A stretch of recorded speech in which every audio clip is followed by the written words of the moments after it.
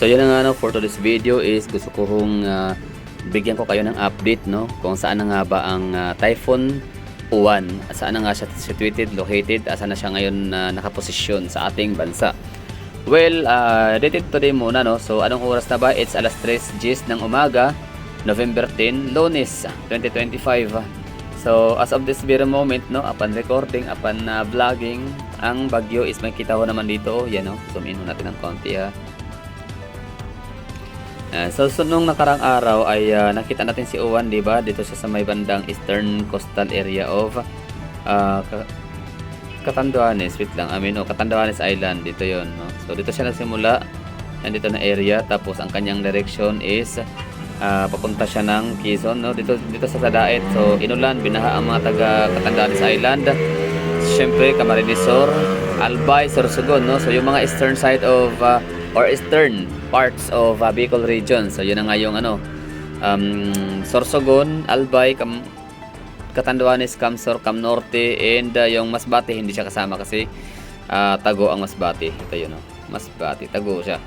So yun na nga, binaha itong area ng Catanduanes and Sorsogon, Albay, Camarines Sur, Camarines Norte. So yun po yung mga nagdaang araw, like November 8 yata November 8 nga.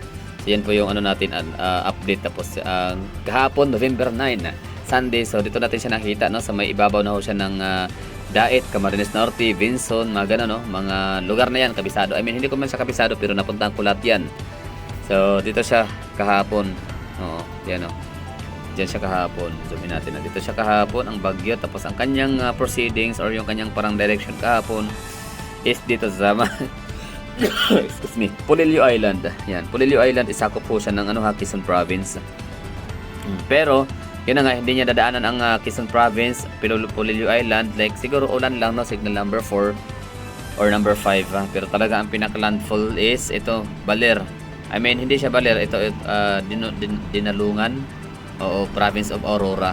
So Dinalungan, itong dito area to, Municipality of Dinalungan ay in between ho siya ng tawag nito Kasiguran. Ayan, Kasiguran, lagi ho yung dinadaanan diyan kasi lagi nagla-landfall ang mga super typhoon natin dito sa Pilipinas.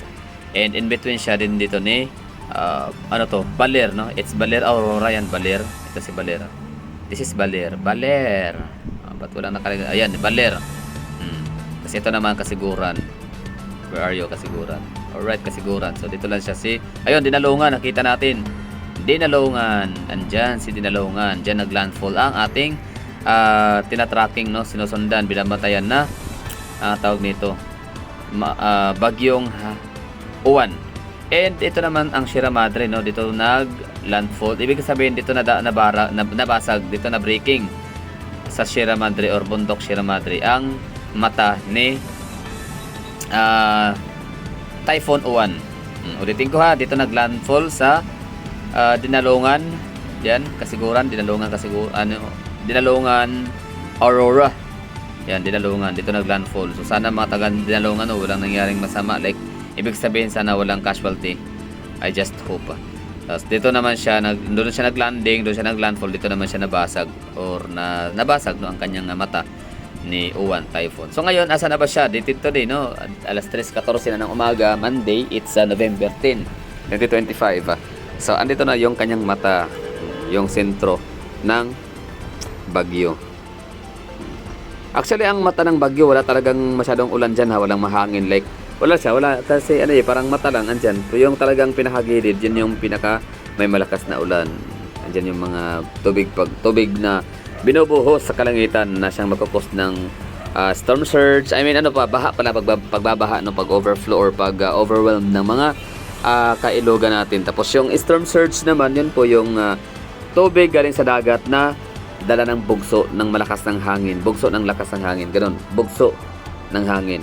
Okay, so dito na siya ngayon, situated sa may San Fernando City ng Ilocos ba? If I'm not mistaken, Ilocos or Pangasinan. Ilocos, no? San Fernando, Ilocos. Tapos mga taga Bolinao, Pangasinan, Alaminos, Pangasinan. So andyan na ngayon ang ulan, no? I think nasa signal number 5 sila, no? Tapos mga taga Vigan, Ilocos. Ingat po kayo, ha. So hindi pa yan tapos, like mamaya siguro sana pagising natin mamayang hapon or tanghali, wala na to si Typhoon O1. Sana ay nakalabas na ho siya ng PAR or Philippine Area of Responsibility. So, is it good? Okay ba to? Magandang ano ba to? Magandang balita ba? Siguro sa akin, I think masasabi ko na tama. I think it's good news. Magandang balita ho siya. Somehow ay makakalabas na siya, malapit na mawala siya sa kalupaan ng Luzon North, Northwest, no? So, Northwest area ng Luzon. So, mawawala na siya dito. I mean, andito siya ngayon. Northwest na siya, situated nasa, ano na, actually, nasa coastal na siya. I mean, nasa karagatan na, nasa open sea na siya sa West Philippine Sea. Sa San Fernando ng Ilocos. So, sana ay hindi na to babalik, no? Kasi ang kanyang pattern, kung kita niyo naman, parang paakyat siya papuntang Taiwan, no?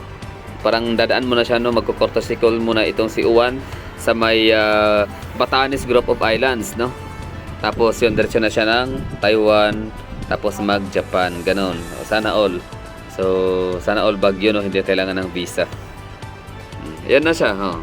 Malapit na siyang maglabas ng PAR or Philippine Area of Responsibility. That's to, na I just hope talaga na mamaya paggising ko like mga alas 12 o tanghali or hapon ay itong si PAR, ay itong si Uwan ay tunaw na, no? Wala na siya, lusaw na. Hindi man siya lusaw, ay sana ay nasa ano na siya. I mean, wag naman sana sa China, Taiwan, Hong Kong or Japan kasi kawawa naman mga tao doon, may mga Pilipino din, ha. So pinakamagandang ipagdasal or i-wish ko natin dyan ay sana malusaw, matunaw, gano'n, no? Totally na mawala na siya, like yan, lusaw na. And welcome for another bagyo ulit, no? So alam naman natin ang Pilipinas talaga tayo talagang daanan tayo ng bagyo. Dito na mumuo yung sama ng panahon lagi, yan sa may Pacific Ocean, tapos yan pupunta sa atin, dadalaw. So it's more fun in the Philippines. So nakakawawa ang ano natin, yung ating sitwasyon sa Pilipinas kasi nga talagang hindi tayo zero. Taon-taon talaga mayroong dumadaang bagyo. Tapos kawawa din tayo kasi nga nabiyayaan tayo ng 1987 Constitution, no?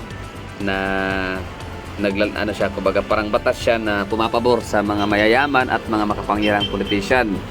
So ibig sabihin, pag ganun yung batas, konstitusyon na umiiral sa Pilipinas, puro corruption, puro kurakot, no? Kasi ang ang mga batas na umiiral diyan ay puro pabor nga sa mga kawatan, mga makapangyarihang politician at mga oligarchs.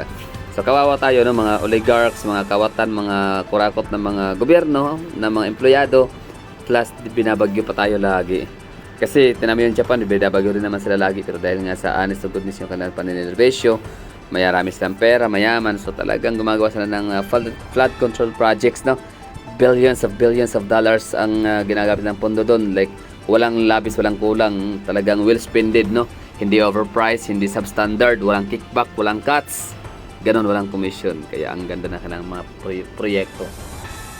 Samantalang sa Pilipinas, just Mia Marimar, overpriced na, substandard pa. Alam niyo yun. So, nakalangkot lang. Anyway, so yun na nga, no? So, I don't know if it's a good news na wala na nga si Typhoon O1 sa mainland Philippines or mainland Luzon. Kasi, papalabas na ho siya ng PAR area. So, yun lang. Thank you for watching. And sana ay nagustuhan nyo itong ating ulat panahon ni Ernie Baron.